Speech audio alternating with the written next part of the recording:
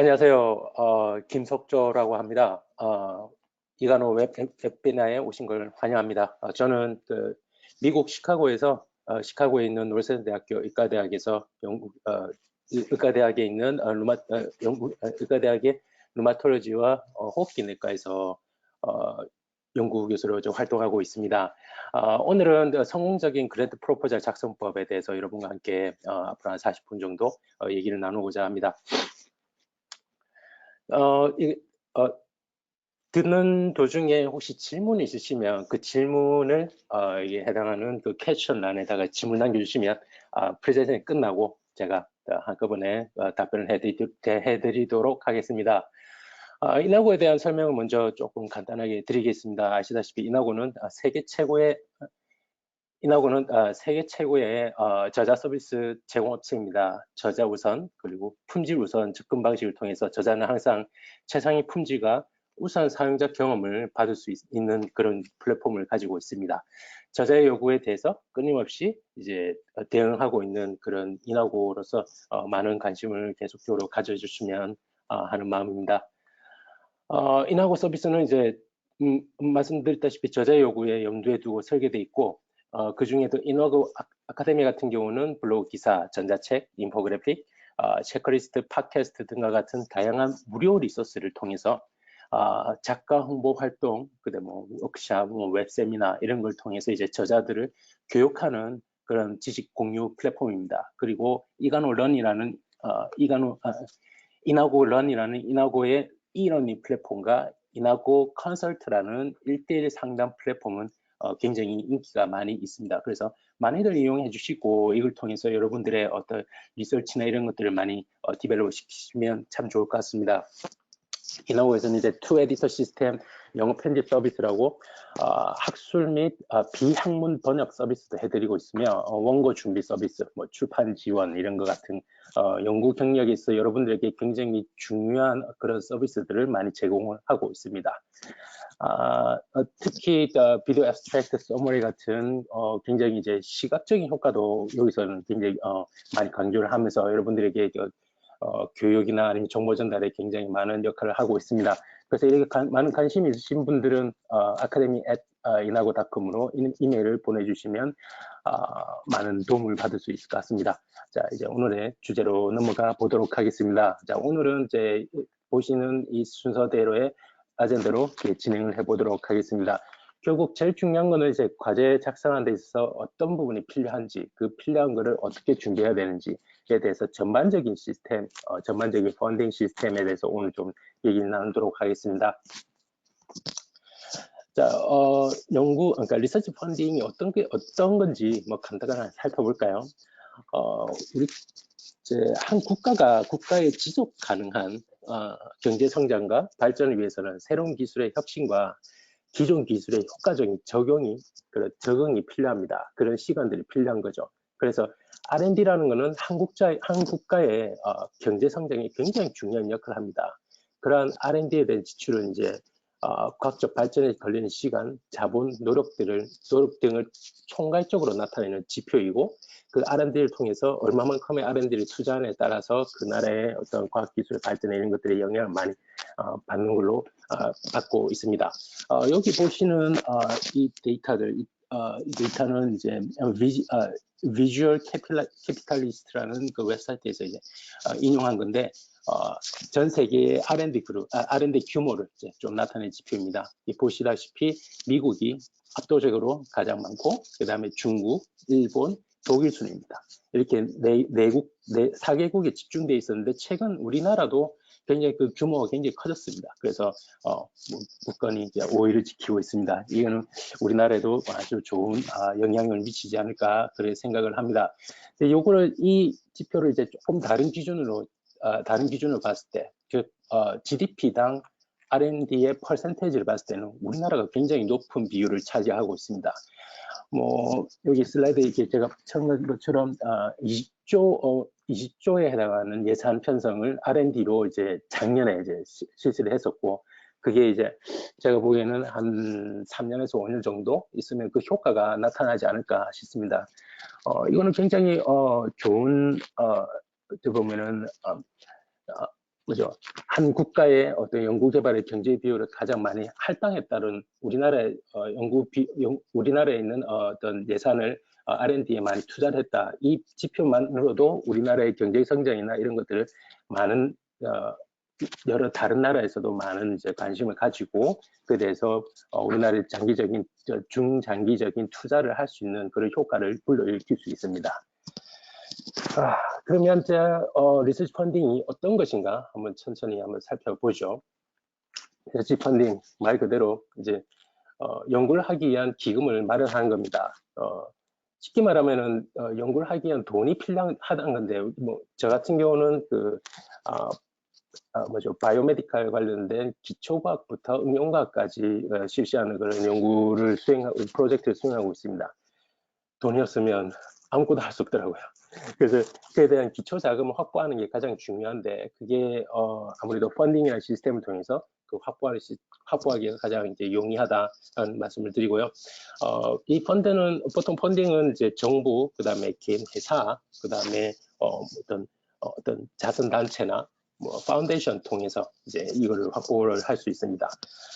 보통 GDP, 그러니까 한 나라의 GDP의 2에서 3% 정도에 대한 부분을 R&D 예산을 편성을 하고 있습니다. 이거는 이제 선진국에서 보통 그 2에서 3% 정도 예산을 편성하고 있고, 대부분 이제 정부 시스템에서는 이제 기초과학이랑 그다음에 어떤 혁신적인 프로젝트에 대해서 앞으로 잠재성을 보고 이제 투자를 하는 경우가 많고, 보통 개인적인 부분, 그러니까 그 회사나 아니면은 어떤 단체를 통해서 펀드를 투자하는 것은 보통 그 회사 혹은 단체의 이익을 위해서 이 펀딩을 이제 오픈하는 경우가 많습니다.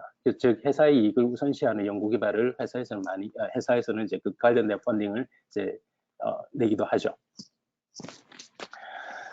이런 펀딩은 어떤 분야, 그러니까 National Science Board Science and Engineering Indicator에서 2018년도에 발표한 자료를 보면은 이제 2016년도에 전체 R&D 예산 중에 57%가 생명과학, 그리고 이건 엔지니어링이 포함된 수치입니다. 생명과학에 많이 집중돼 있고, 다른 필드, 그러니까 한 20% 정도 되는 부분은 이제 컴퓨터 사이언스나 아니면 매스매틱 관련 부분, 그다음에 뭐 사이콜로지 이쪽으로, 소셜 사이언스 이쪽으로도 한 20% 정도 이제 편성이 돼 있습니다.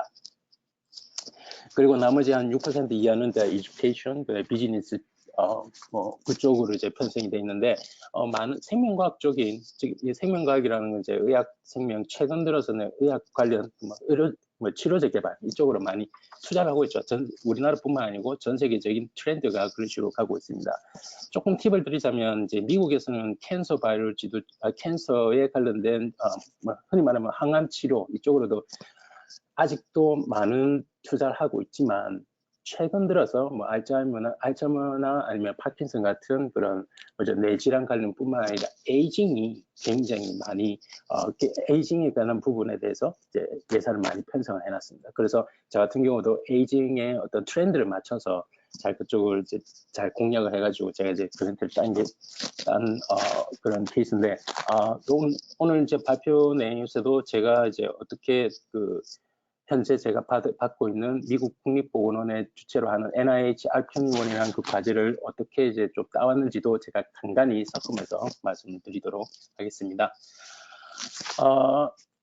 결국 이제 왜 그러니까 왜 그랜트 라이팅 스킬이 좋아야 하느냐, 그에 대해서는 우리가 뭐 이제 좀 쉽게 답을 할 수 있죠. 말 그대로 그 펀딩을 확보하기 위해서죠.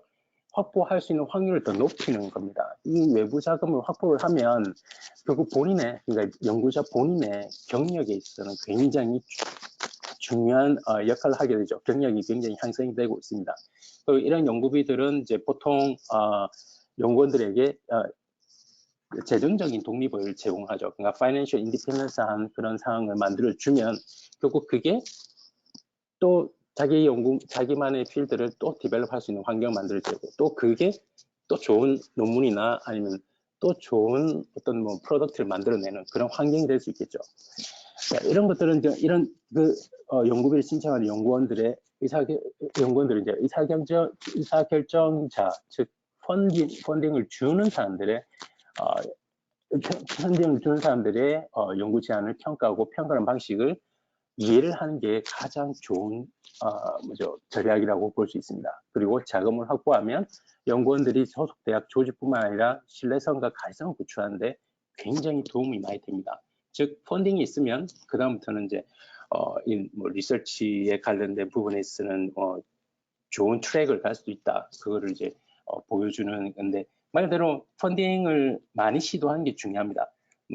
한번 해가지고 실패할 수도 있는데 그 실패했다고 그냥 움츠려 드는 게 아니라 계속적으로 시도하면 우리가 지금 이렇게 연구 생활하는 그 분야는 아무래도 전문성이 있는 분야이기 때문에 많이 시도하면 시도할수록 그 자체도 경쟁이 되고 확률도 높아지지 않겠습니까? 여튼 리서치 펀딩의 어떤 유형에 대해서도 한번 알아보도록 하겠습니다.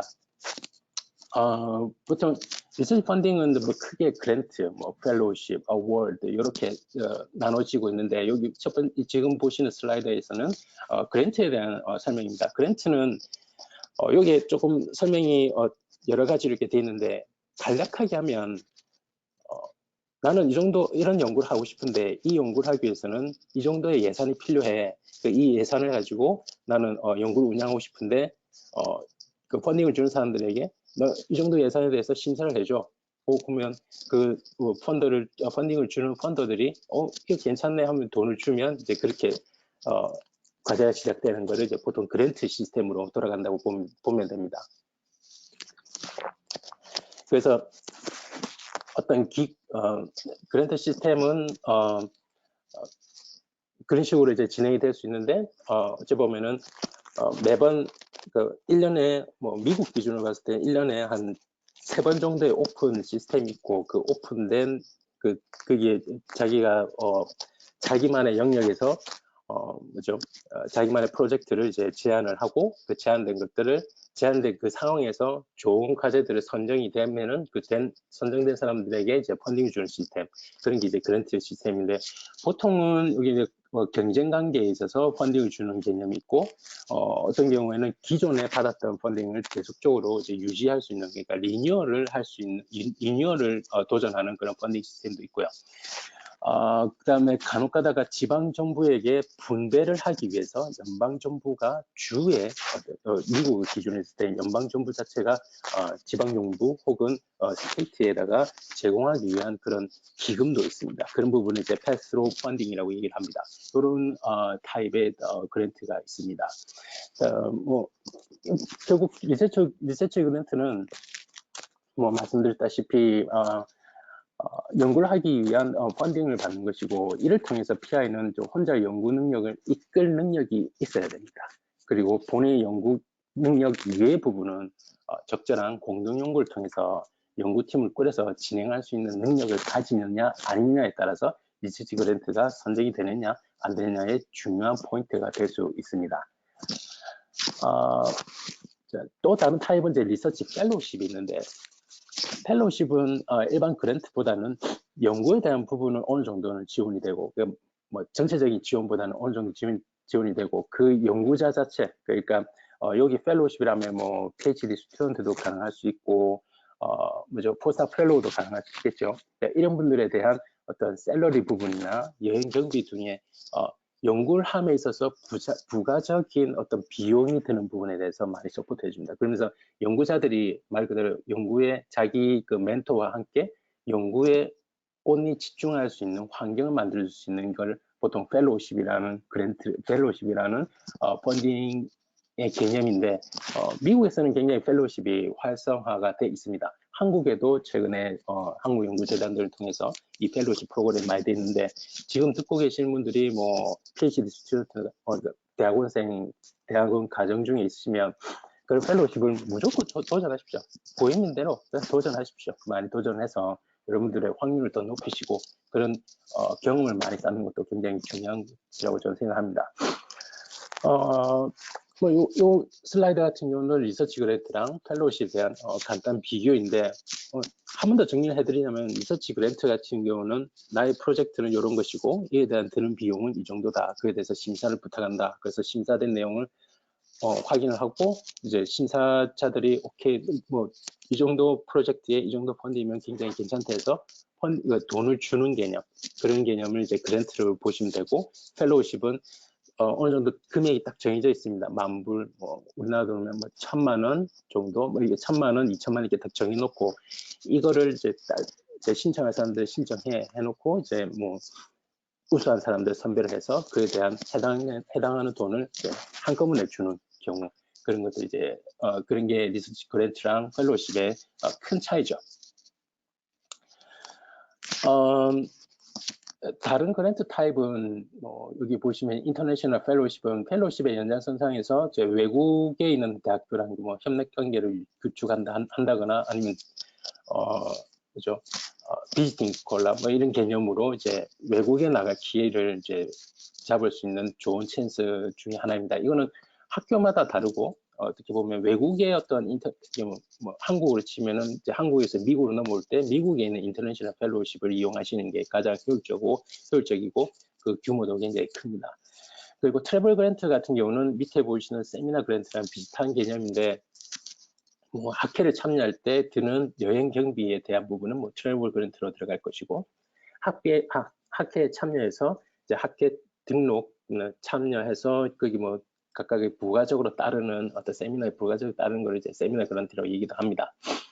그리고 이제 왼쪽 밑에 보시면은 인스티튜셔널 리서치 그랜트 같은 경우는 이 그랜트 같은 경우는 보통 패컬티 잡이나 아니면 어떤 잡을 막 땄을 때 잡을 이제 뭐죠? 인용이 되어서 그 인용된 상태에서 어떤 연구를 시작할 때 보통 연구자들은 과제가 없으면 돈이 없는 상태이지 않습니까? 그럴 때 학교나 아니면 기관에서 주는 시드머니 개념입니다. 그거를 이제 인스티튜셔널 리서치 그랜트라고 얘기하고, 이 부분도 미국에서는 굉장히 활성화돼 있고 적어도 3년에서 5년 정도의 어떤 큰 규모의 돈을 보통 지급을 합니다. 그래서 랩 세팅이나 아니면 새로운 사람을 하이어할 때나 이럴 때 이제 그 돈을 통해서 이제 사용하기도 하죠. 자, 그러면 펀딩에 대한 것들을 살펴봤고, 이제 리서치 펀드를 주는 사람들에 대해서 한번 더 살펴보도록 하겠습니다. 리서치 펀딩을 펀드라는 거는 기금 뭐라 해야 될까요? 일단 펀딩 조성을 통해서 기초과학에서 치료개발 등의 상업적으로 적용 가능한 모델을 구성하고자 하는 정부나 회사 등이 대부분입니다. 그리고 뭐 이제 비정부 기관이나 아니면은 뭐 자선단체 이런 데서도 이제 줄 수도 있고요. 그런 부분들 중에서도 이제 정부에 대한 부분을 좀 보시면, 정부의 자금 결정은 이제 정부 정책을 준수하고 그 펀딩을 통해서 나타난 결과라 해야 되죠. 그 결과가 사회에 이익이 되어야 된다는 게 가장 기본적인 컨셉입니다. 제가 최근에 이제 선정된 NIH R21 같은 경우는 스모킹, 그러니까 흡연을 통해서 나타난 질환 모델을 연구하는 건데, 이 흡연은 결국 퍼블릭에서, 즉 사회적인 이슈가 되는 부분이고, 사회적인 이슈를 에이징과 연결시켜가지고 에이징이라는 트렌드를 연결시켜서 저는 이제 과제를 따게 된 거거든요. 그러니까 그런 부분에서는 정부에 대한 어떤 정책을 좀 더 확인하고, 정부에 대한 정책은 이제 에이징 관련 여러 가지 질환들의 에이징을 좀 현재는 많이 포커스를 맞추고 있으니까 그게 사회적인 도움이 어떻게 되는지, 그걸 이제 스모킹이라는 모델을 이용해서 이제 한 것처럼 보통 정부는 사회적인 이익이 되는 게 가장 우선시를 하고 있습니다. 그리고 연구 제안은 일반적으로 정부 기관의 자금 지원을 위해서 선택이 되어지고 있고, 정부 자금 지원 기회 및 프로젝트 같은 경우는 정부 정책 변화에 영향을 받을 수 있습니다. 결국 일반인들에게 가치를 더하는 연구 제안은 정부 자금 지원에서 좀 더 선정률이 높아지겠죠. 혁신적이고 마케팅이 가능한 프로젝트는 또 그 원래 그랜트에서 또 별도의 자금 지원을 또 받을 수 있습니다. 저는 이제 실제로 스모킹 환자들을, 그러니까 학교에 등록된, 그러니까 병원에 등록된 그런 환자들 이외의 스모킹, 그러니까 흡연자들을 리크루팅하는 광고도 제가 별도의 자금을 요청을 했습니다. 그런 것처럼 어떻게 보면 이제 혁신적인 마케팅이 가능한 프로젝트를 별도의 자금을 더 요청을 해서 또 받을 수 있는 그런 기회가 분명히 있습니다. 자, 여기 보시면 자선단체, 그러니까 철티스랑 NGO 같은 경우는, 비정부 기구 같은 경우는 보통 자선단체 같은 경우는 이제 개인, 가족, 지역사회 또는 기업단체가 자금을 지원하죠. 그리고 NGO 같은 경우는 비정부, 비영리 조직, 이거 보통 정부가 자금을 좀 서포트를 해주긴 합니다만 보통 특정 그렇게 하지만 그 특정 어떤 기구들이 자기들이 자체적으로 펀딩이나 기금을 이제 모집을 해서 이제 그 관련된 연구나 이런 것들을 이제 투자를 하는 개념입니다. 대부분의 자선단체 및 NGO는 이제 특정한 뭐라 해야 될까요? 특정한 주제를 놓고 대부분 지원하고 있습니다. 아무래도 그런 자선단체 그리고 NGO의 자금 지원 결정은 연구 제안서가 지원하는 사유와 얼마나 잘 통합하는지에 따라서 이제 결정이 되겠죠. 인더스트리, 뭐 우리가 흔히 말하는 회사나 뭐 컴퍼니, 뭐 말이죠 산업계 이렇게 얘기를 할 수 있는데 여기는 이제 보통 치료제 개발 제 분야인 그 바이오메디컬 쪽은 이제 치료제 개발을 좀 더 주안점 두고 있겠죠. 그리고 그 치료제 개발하기 위해 어떤 베이직 사이언스를 투자하기 위해서 학계에다가도 연구 자금을 조달하는데도 크게 기여를 하고 있습니다.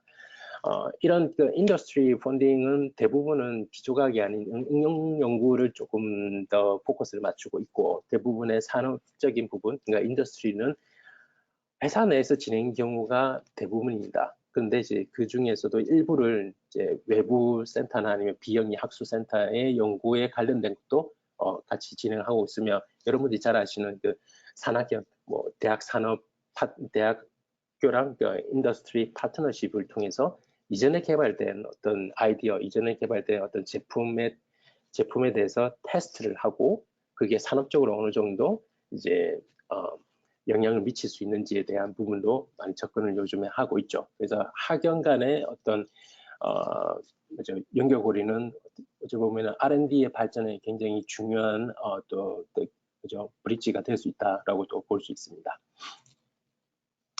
자, 그러면 리서치 프로포설을 어떻게 쓸 것인지 한번 계획을 어떻게 할 것인지에 대해서 좀 살펴보도록 하겠습니다.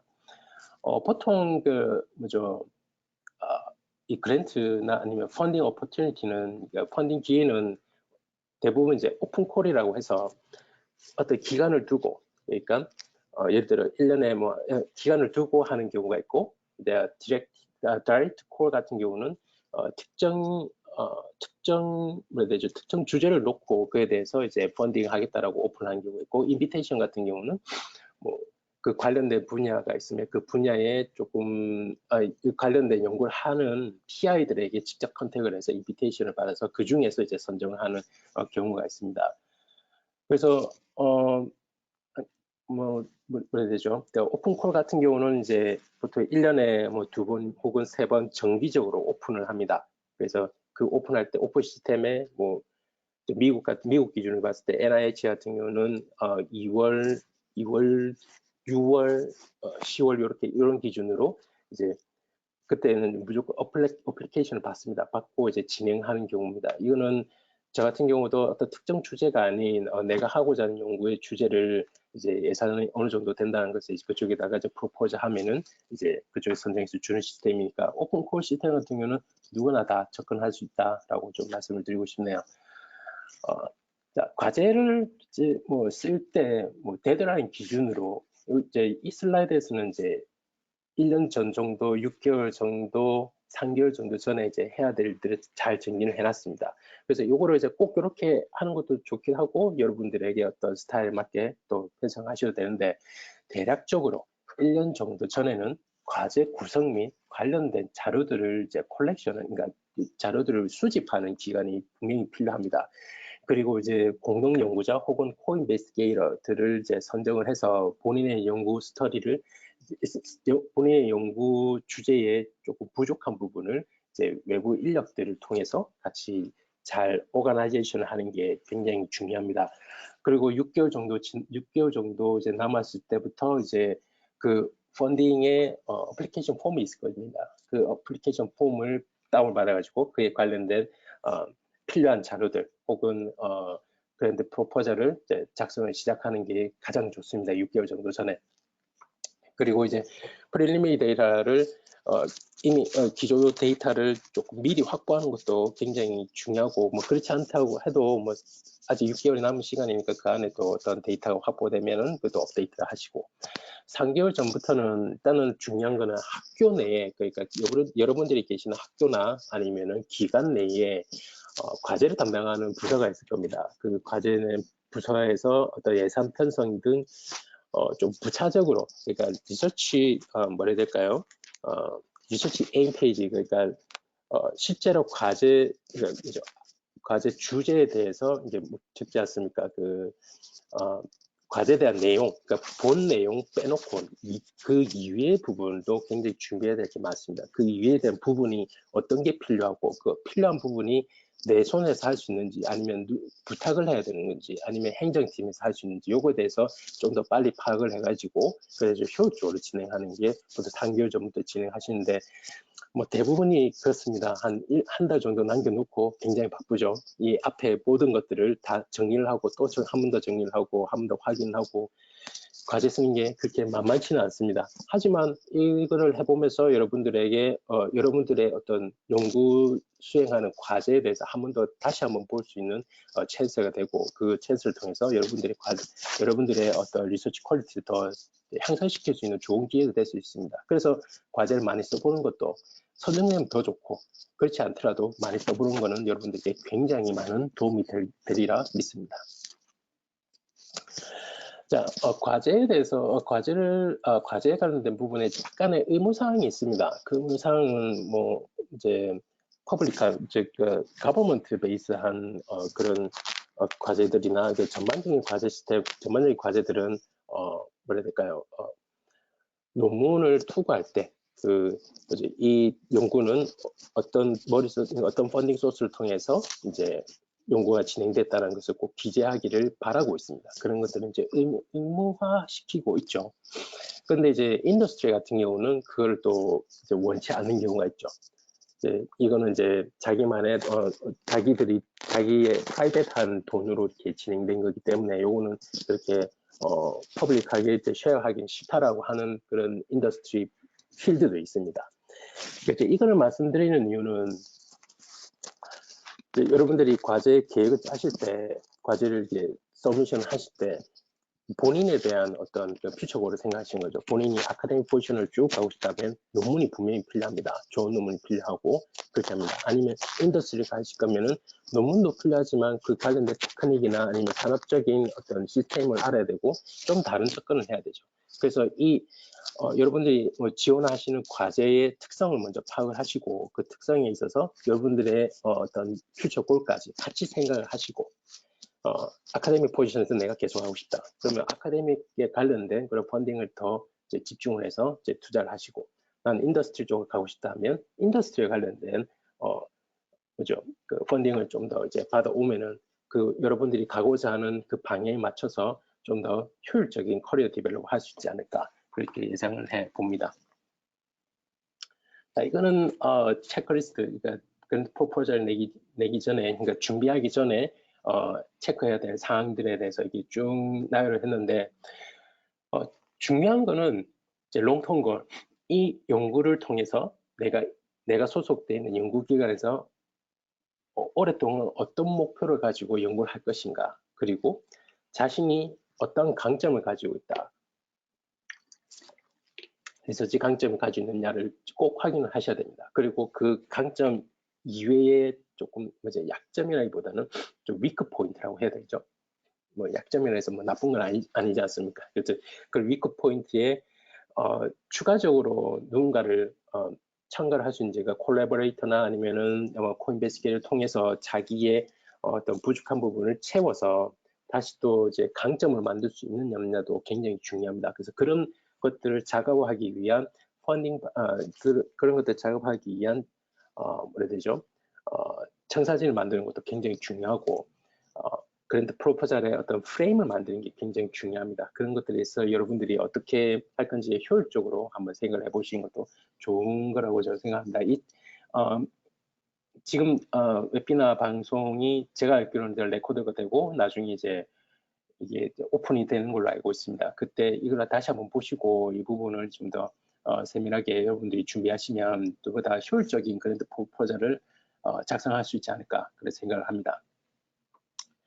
네, 이제 생각에는 질문들이 있습니다. 본인이 이제 리서치 프로포절을 작성하는 데 있어서 생각해야 되는 문제들은 말 그대로 여기 보시면 이제 몇 가지 중요한 게 보입니다. 그 중에 이제 큐런트 트렌드가 어떻게 되느냐, 내 프로젝트가 과연 지금 현재 큐런트 트렌드에 맞느냐, 가버먼트면은 정부의 어떤 정부에서 지향하는 정책이랑 어떤 유사한 패턴으로 가는지, 회사 같은 경우는 회사 치료제 개발도 그 트렌드를 타지 않습니까?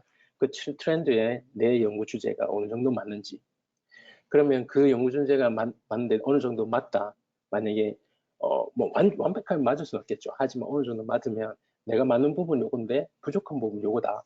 그 부족한 부분은 다른 사람을 통해서 채워갈 수 있고 다른 사이테이션 통해서 채워갈 수 있다는 것을 이제 보여주면 됩니다. 트렌드 리미테이션, 리스트릭션을 그런 식으로 이제 채우면 됩니다.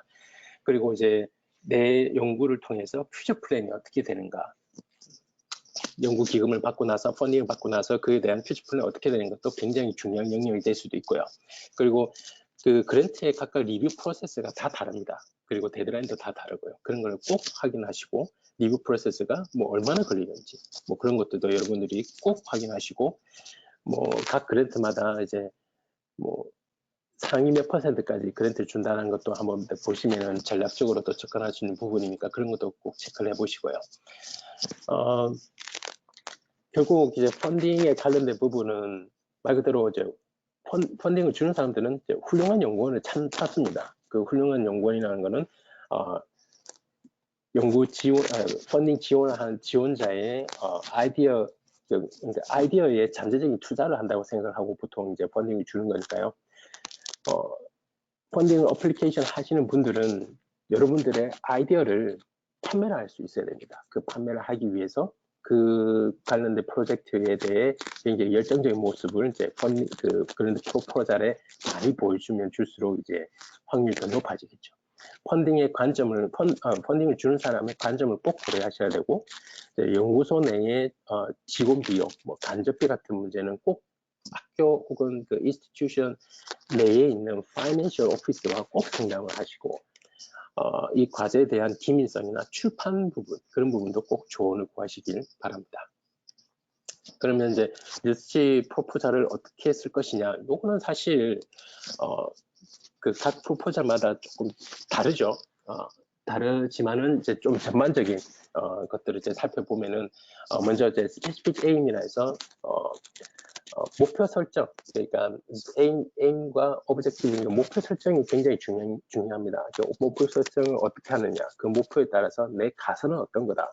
그래서 그 가설을 위해서 보시면 리서치 그 가설에 대해서 나는 리서치 퀘스천, 그러니까 리서치 내 연구 주제에 대한 퀘스천이 이런 것들이다. 그리고 이런 이 퀘스천에 대해서 나는 어떤 방법적인 것을 접근할 것이다라는 것을 이제 제안하는 게 어쩌면 보면 전반적인 일반적인 리서치 프로포절 작성법입니다. 그래서 에임과 리서치 퀘스천을 정하시면 그에 맞는 프리미리 데이터가 있다면은 이제 더 서포트를 해주는 게 좋죠. 보통 프리미리 데이터 같은 경우는 이제 파일럿 스터디 데이터가 많습니다. 그리고 unpublished 데이터들 그런 것들도 이제 여기에 쓰면 굉장히 좋죠. 그러면 확률이 굉장히 높아집니다. 사실 이제 프리미리 데이터는 사실 필수 사항은 아닙니다. 어떻게 보면 왜냐하면 내가 생각한 주제를 이제 제안을 해서 그런 펀딩을 받아가지고 연구를 시작해야 되기 때문에 사실 프리미리 데이터는 이렇게 필수사항이 아니지만 최근 들어서 미국 기준으로 말씀을 드리면은 이제 미국의 이제 NIH R01이나 R21 같은 경우는 예전에 PhD 특히 R21 같은 경우는 이제 좀 챌린지 그랜트입니다. 그러니까 내가 아이디어가 있고 그 아이디어를 프로포즈를 하면은 받는 시스템이었는데 그게 어쩌면 현실적으로 프리미리 데이터를 확보하기가 좀 어려운 구조죠. 하지만 최근 들어서 이제 MD 선생님들도, 그러니까 의사 선생님들도 이제 펀딩을 받아오지 않으면 자기 셀러리가 커버가 안 되는 시스템이 되어 있기 때문에 그분들도 R21이든 R1이든 자기들이 낼 수 있는 과제에 굉장히 많이 투자를 합니다. 그러면 실제로 이제 예전에는 프레임 데이터가 없어도 경쟁력이 충분히 있었는데 요즘에는 프레임 데이터가 없으면은 그 경쟁 우위에서 이제 좀 더 떨어지는 현상을 볼 수 있죠. 그래서 지금은 좀 트렌드가 프리미엄 데이터를 꼭 요구를 하는 트렌드입니다. 없어도 되지만 이제 있으면 더 확률이 높아지는 그런 상황이 됐습니다. 뭐 한국도 마찬가지지 않겠습니까? 한국에서도 리서치에 대한 부분이 어느 정도 데이터를 확보를 하고 그 확보된 데이터로 좀 더 익스펜션을 하겠다는 걸 프로포즈하면 더 선정된 확률이 더 높아지는 것이겠죠. 그리고 이제 방법론적, 그 방법론적 부분인데 이것도 역시 트렌드를 잘 타야 되고 지금 현재 사람들이 좋아하는 그리고 굉장히 팬시한 그런 흔히 말하면 이제 보답피대 뭐 이런 말을 쓰죠. 뭐 굉장히 새롭고 참신한 연구 기법을 통해서 나의 연구를 더 가치로 올 수 있는지 없는지 그걸 또 판단하시는 것도 굉장히 중요한 거고 그 연구를 제가 할 수 없다면 어떤 사람과 할 것인지 어떤 사람과 콜라보레이션 할 건지에 대해서 굉장히 중요한 역할을 하고 있습니다. 즉 이런 리서치 프로포저를 작성하실 때 죄송합니다. 프로젝트 계획을 표현하는 가장 적절하고 효과적인 방법은 이제 차트를 이용하는 방법입니다. 그렇게 하기 위해서는 이제 각각의 역할을 그 리서치에 대한 부분에 전반적인 부분을 이제 파악을 해야 되는데 이렇게 보면 이제 그 리서치에 있어서 본인의 역할 그리고 어떤 코어이나 콜라보레이터의 역할과 책임을 명확히 이제 선정을 하는 게 중요합니다. 그리고 그 타임라인을 굉장히 현실적으로 작성하는 게 중요합니다. 그 프로젝트 기간이 만약에 18개월이면은 죄송합니다. 18개월 안에 내가 하고자 하는 일들을 다 할 수 있느냐, 만약에 더 많은 것들을 이제 해야 되는 상황이면은 어떻게 보면은 그 해당하는 기간 안에 다 할 수 없는 거지 않습니까? 그러면 리뷰어들이 이제 판단해서 이건 다 할 수 없는 연구인데 뭐 기금을 줄 수 없다라고 얘기를 하죠. 자, 좋은 프로젝트의 계획은 프로젝트 모니터링과 평가 그리고 문제 파악을 굉장히 쉽게 합니다. 그러니까 프로젝트 계획을 전체적으로 봤을 때는 굉장히 프로젝트 계획 하나를 놓고 여기 보시면 이제 프로젝트 차트 이런 것들을 이용해서 보여줬을 때 프로포저를 같이 했을 때는 리뷰어들이 그러니까 기금을 주는 사람들이 보고 와 이거는 굉장히 잘 스트럭처가 되어 있는 그랜트구나. 그래서 계획을 좀 더 그분들이 이해를 할 수 있고 이제 문제점도 더 정확하게 파악을 해서 지적도 정확하게 해줄 수 있겠죠. 그럼 그 지적을 바탕으로 피드백을 받고 다시 저기서 리스폰스를 하고 하는 그 시스템이 가장 효율적이라고 생각을 합니다. 자, 버젯 부분은 여러분들이 이제 직접적으로 작성하는 부분도 있지만 이거는 이제 그 학교나 아니면 기관 내에 있는 행정팀과 긴밀하게 연락을 해서 그에 대한 관련된 그 조언을 구하는 게 가장 효율적입니다. 자, 그리고 이제 여러분 그러니까 그 프로포저를 제안하는 그 PI뿐만 아니라 참여 연구원들, 뭐 콜라보레이터들의 어떤 레주메를 적절하게 작성하는 것도 중요합니다. 보통 미국에서는 바이오 스케치라는 개념으로 이제 뭐 CV랑 별도로 이제 바이오 스케치를 보통 적용을 하고 있는데 뭐 말 그대로 본인이 해왔던 연구들 중에 이 프로젝트와 연관성이 어떤 게 있고 그에 대해서 내가 어떤 역할을 해왔다라는 걸 이제 프로포즈를 같이 하는 거죠. 그래서 레주메를 작성하는 게 그것도 중요하고 커버레터는 말할 것도 없이 내가 하고자 하는 이 연구 주제의 시그니피컨트가 어떤 건지 그리고 어떤 프로젝트가 사회적으로 뭐 도움이 될지 이런 부분을 이제 전반적인 것들을 커버레터 한 장이 적는 것도 굉장히 힘들지만 굉장히 중요합니다. 자, 피어 리뷰 프로세스를 한번 볼까요? 일단은 여기 지금 보여드리는 다이어그램은 이제 신청 절차를 이제 보여주는데 신청이 일단은 제출이 되면 여러분들의 정보가 행정팀을 통해서 과제 기관 등에 전달이 됩니다. 그러면 제출 후 제출한 자격에 대해서 여러 가지 기술적인 기술적인 부분, 그다음에 관리자들이 전부 다 그 자격에 대해서 심사를 한 뒤에 내용보다는 이 사람이 그 과제를 제출할 수 있는 자격이 되는지를 확인을 한 후에 이제 거기 기준을 충족을 하게 되면은 피어 리뷰 시스템을 진행하게 됩니다. 그리고 이제 피어 리뷰 진행을 하고 이제 그 크리틱을 받게 되죠. 비평을 받게 됩니다. 리뷰부터 코멘트를 받게 되고, 이 코멘트에서 이제 코멘트를 통해 가지고 점수가 일단은 나오게 되죠. 그 점수를 통해서 일단은 한번 낸 상태에서 바로 펀딩을 받을 수 있는 순위권에 들어가는지 안 들어가는지가 판단됩니다. 만약에 순위권 바뀌면 이제 다시 리서미션 하는 게 중요하고, 순위권 아니면 그 리뷰어들의 코멘트를 이제 피드백을 하면서 서로 이제 좀 더 선정을 할 수 있는 또 확률도 높일 수 있고, 만약에 그 선정 범위 바뀌면 다시 리서미션을 통해 가지고 다시 한번 신사를 부탁한다. 하지만 너가 줬던 그 리뷰 코멘트를 난 이렇게 디벨롭 했고 이런 부분이 있다라는 것을 제일 앞에 페이지에다가 붙여서 제출하게 되면은 좀 더 이제 확률이 높아지게 되죠. 한 번씩 이제 인터뷰를 요구하는 경우가 있습니다.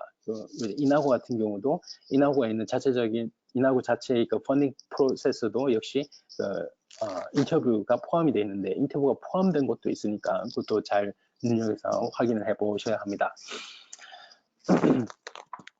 보통 심사자들의 그 리뷰 코멘트들이 오게 되면 일단 요거는 이제 조금 팁일 수도 있지만 일단 자신이 가진 생각을 놓고 대조하는 것보다는 심사자의 의견을 먼저 객관적인 기준에서 좀 더 보려고 노력하시고 그 의견을 먼저 수용하는 자세를 취하는 게 좋습니다. 그 후에 함께 연구하는 분들과 공유를 하면서 비판적인 부분은 다 같이 본인이 해결할 수 있는 부분이 있고, 그런 비판적인 부분은 다 같이 해결해가는 모습을 보여주는 게 굉장히 중요합니다.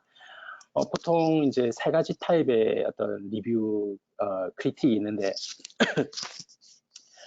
굉장히 공격적으로 어그레시브하게 온 경우가 있습니다. 이건 굉장히 드뭅니다.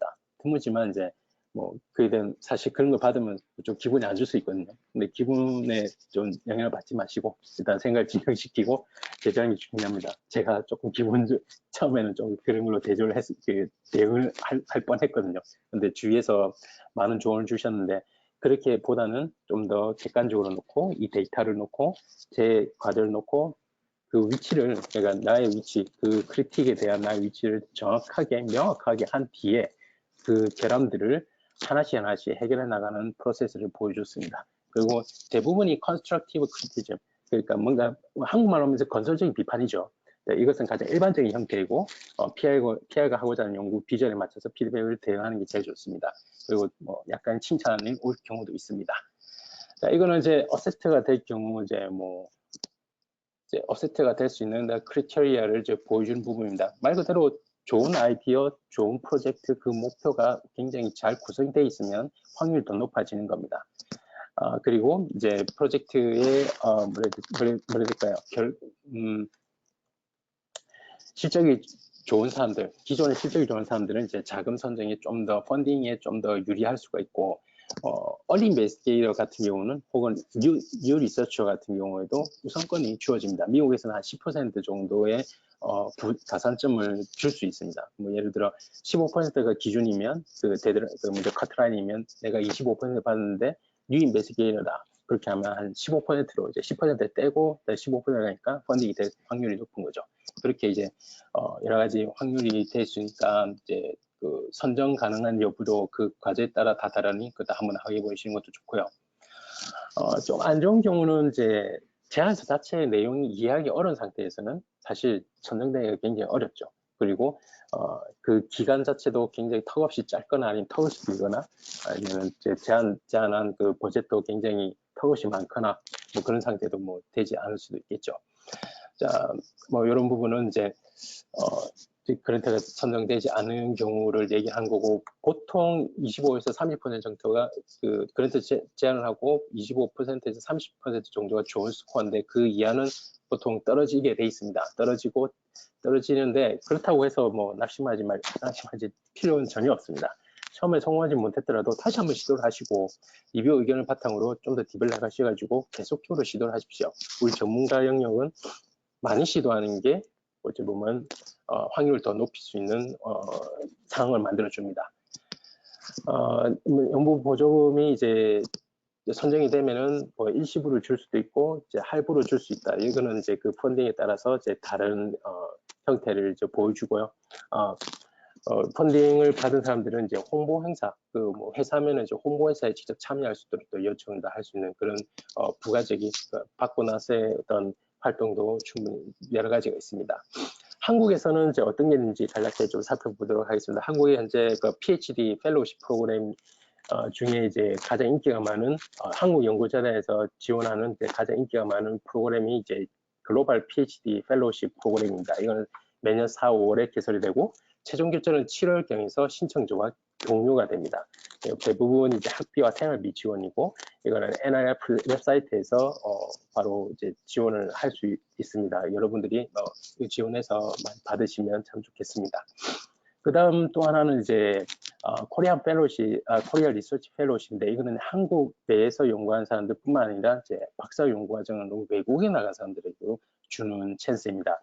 이거는 보통 2월에서 5월에 열리고 각 기술 전 분야 연구원들에게 적용이 됩니다. 이거는 이제 연구자의 개인 비용뿐만 아니라 해외에 있으면 해외 체류비 이런 것들도 지원이 되니까 굉장히 좋은 프로그램이죠. 규제 기간은 한 3년에서 5년 정도 이제 지원하고 있습니다. 이제 또 다른 이제 또 다른 또 좀 관심 있게 볼 수 있는 거는 이제 주코넷 펠로우십이라고 하는 건데 이거는 독일에 있는 콘스탄즈 대학교의 어떤 학문과 연결되어 있으면 더 유용하게 이걸 이제 받을 수 있습니다. 이거는 이제 연구원들의 봉급도 지원하고 독일 여행을 왔다 갔다 할 수 있는 좀 번거롭지만 그래도 좋은 경험이 될 수 있는 그런 거니까 이것도 한번 해보시는 게 어떨까 좀 제안을 합니다. 이거는 이제 아시안 피플에도 아프리카, 아시아, 라틴 아메리카에 계신 분들이 이제 많이 참여를 하고 있다고 저는 알고 있습니다. 그리고 이제 미국에 있는 풀브라이트라는 미국 정치가 이름을 딴 프로그램인데 이건 이제 한국에 기반을 두고 한국과 같이 공동연구 시스템으로 이 그 프로그램을 제안을 하고 있습니다. 여러분들이 관심 있으면 영역이 이제 본인이 연구하시는 영역과 좀 일치하는 부분이 있으면 한번 지원해 보는 것도 좋습니다. 인하고에서도 연구 보조금 지원을 연구 보조금 지원을 하고 있습니다. 뭐 이것도 저도 이제 준비하면서 알게 됐는데 굉장히 좋은 시스템이더라고요.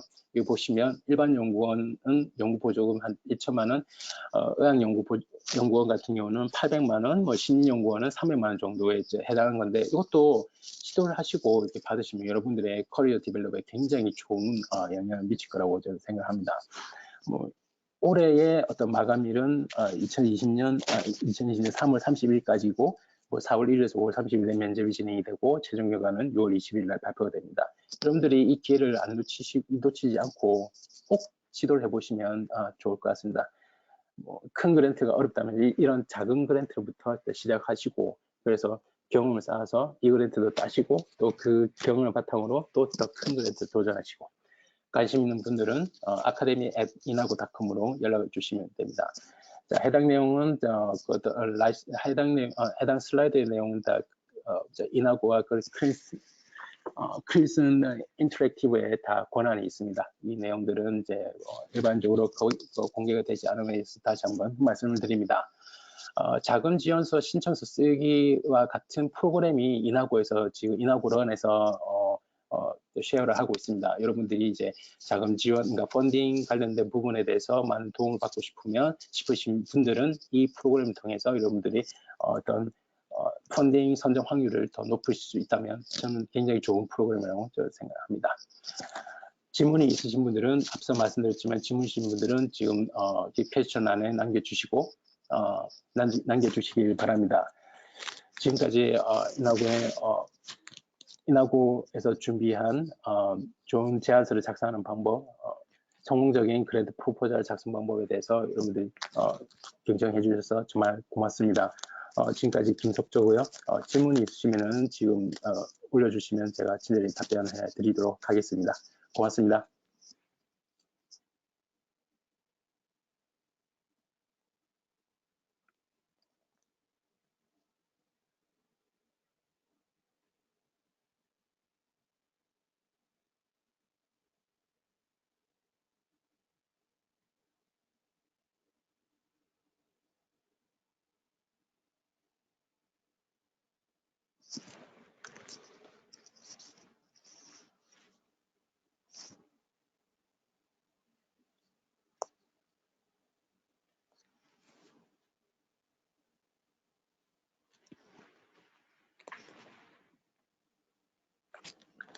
일단은 질문이, 일단은, 전반적인 내용이, 좀, 너무 조금, 어떻게 될까요?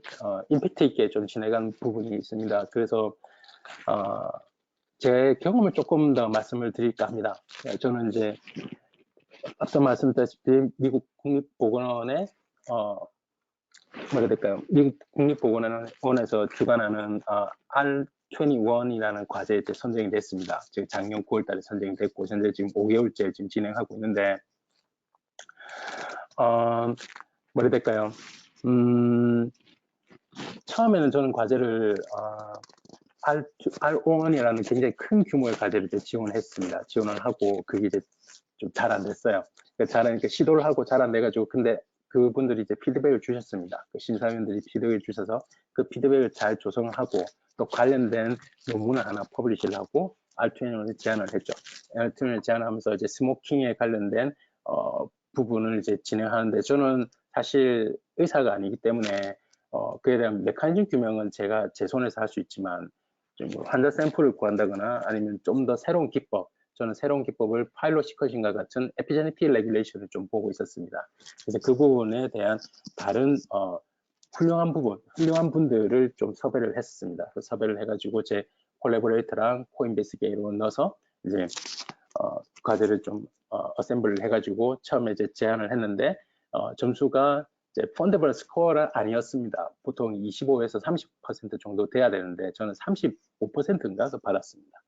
근데 이거를 이제 받고 나서 처음에는 뭐 실망을 할 수도 있죠. 근데 실망하지 않고 다시 한번 잘 정리를 해가지고 다시 제안을 했습니다. 제안을 하니까 점수가 15%가 커트라인이었는데 16%가 나오는 겁니다. 그래서 계속 이제 그쪽에서 리뷰 코멘트를 온 것에 대해서 몇 가지 좀 냉정하게 아교를 했죠.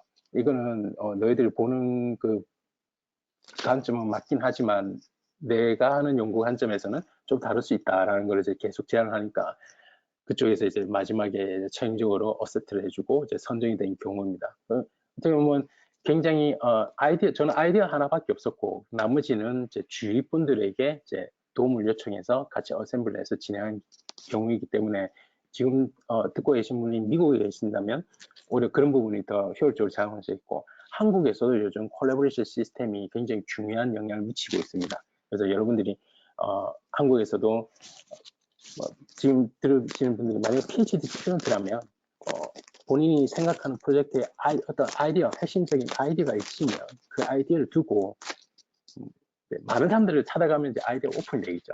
그것보다 나한테 도움이 될 만한 사람, 이 아이디어를 들었을 때 굉장히 팬시하다, 와 이거 정말 멋지네, 같이 해보자 할 만한 사람들을 찾아가서 이제 보여주고 같이 하면 어떠냐 해서 이제 여러분들이 제안을 하는 것도 굉장히 좋은 방법이라고 저는 생각합니다. 또 어떤 게 있을까요? 미국에서는 이제 펠로시 시스템이 생각보다 활성화가 되어 있습니다. 많이 활성화가 되어 있습니다. 특히 포닥들에게 주는 그런 그 펠로시 프로그램, 그러니까 학회나 어떤 큰 기관에서 주는 펠로시 프로그램이 굉장히 잘 되어 있습니다. 그래서 한국에서도 최근 5년간 그런 펠로시 프로그램도 굉장히 잘 되어 있고, 뭐 한국연구재단뿐만 아니라 회사들에서도 요즘 리서치에 대한 관심이 많습니다. 회사들도 단순히 치료제 개발, 그러니까 응용 부분만 해서는 안 된다는 걸 알기 때문에 기초적인 부분을 투자를 하려 합니다. 그래서 기초적인 부분은 원래라면 자기 사내에 보통 투자를 했지만 사내에 투자를 해도 시스템이 안 돼 있기 때문에 그 시스템이 잘 갖춰진 학교나 아니면 그 우수한 학생들에게 지원하는 게 이제 좋다는 게 최근 트렌드이고 그런 것들을 이제 통해서 여러분들이 그런 기회를 잘 보시고 그걸 캐치를 하시면 여러분들이 아카데믹 포지션, 인더스트리 포지션을 같이 병행해서 진행을 할 수 있지 않는가 저는 그렇게 생각을 합니다.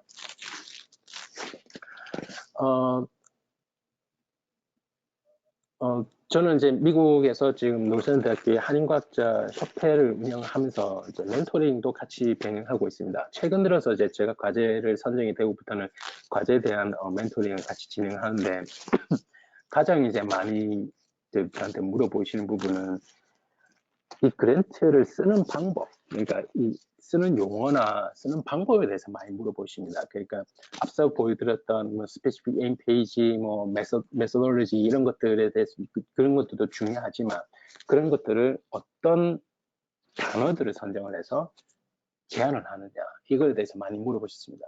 그래서 저는 이제 제가 오픈할 수 있는 부분은 그러니까 조금 저만의 가지고 있는 어떤 그런 것도 이제 살짝 흘려드리지만 대부분을 이제 오픈을 해서 제가 썼던 그런 용어들이나 이런 것들을 많이 보여드립니다. 제가 그런 것들을 이제 확보하기 위해서는 저도 이제 멘토랑 제 멘토를 설정을 해놓고 그 멘토랑 계속 피드백을 받았습니다.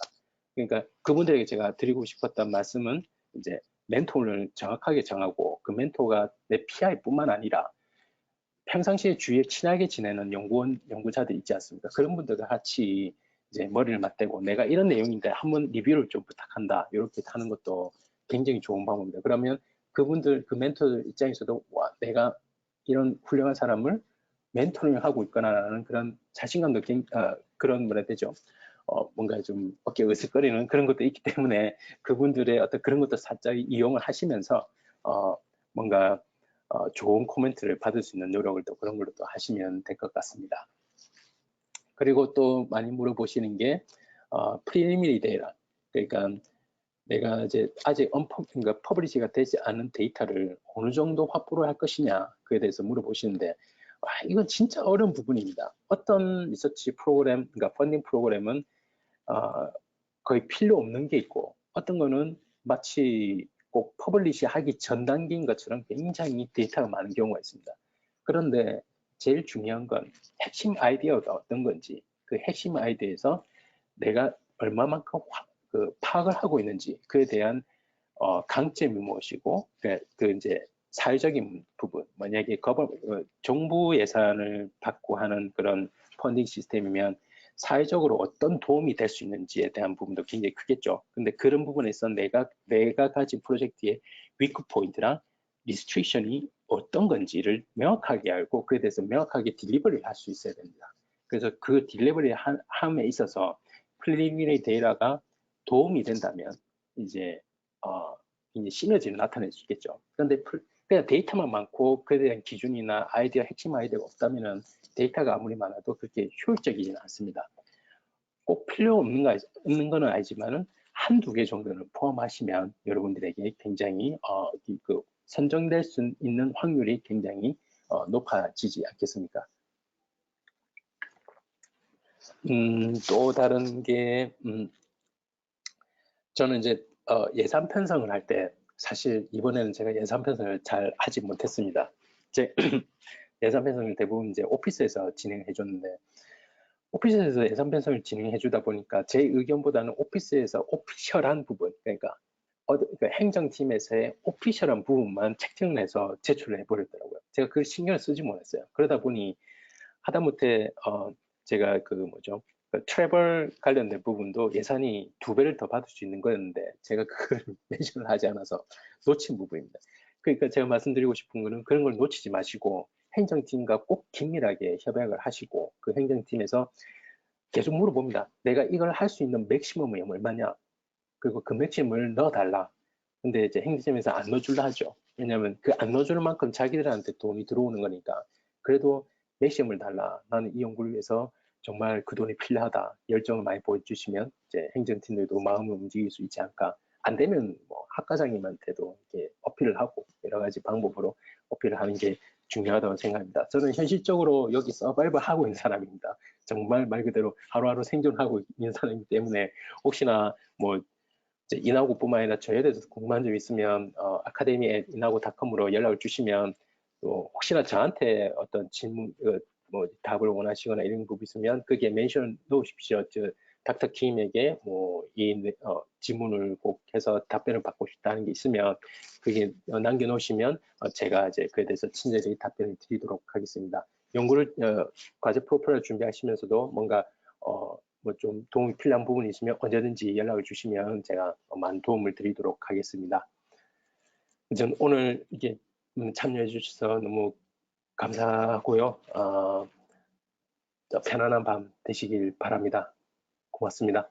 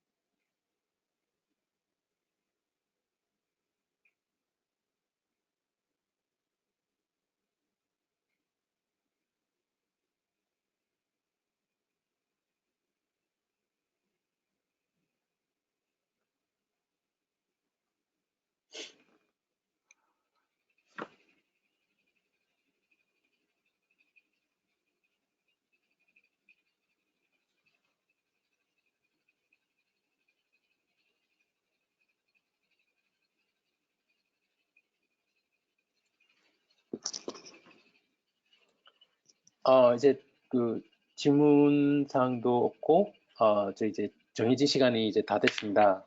그래서 이 웨비나를 그 클로징을 하려고 합니다. 이렇게 참여해 주셔서 너무 고맙고요. 다음번에도 또 좋은 기회로, 좋은 주제로 한 번 더 찾아뵙도록 하겠습니다. 네. 아까 말씀드렸다시피 질문이 있으면은, 추가적인 질문이 있으면은 academy@inago.com으로 연락주시고, 저에게 대해서 질문이 있으면은 그래서 멘션을 달아주시면 제가 바로 답변을 해드리도록 하겠습니다. 정말 고맙습니다. 편안한 밤 되시고요. 요즘 뭐 겨울이라서 한국 날씨가 많이 따뜻해지지만 그래도 겨울에 감기 조심하시고 건강하시길 바랍니다. 고맙습니다.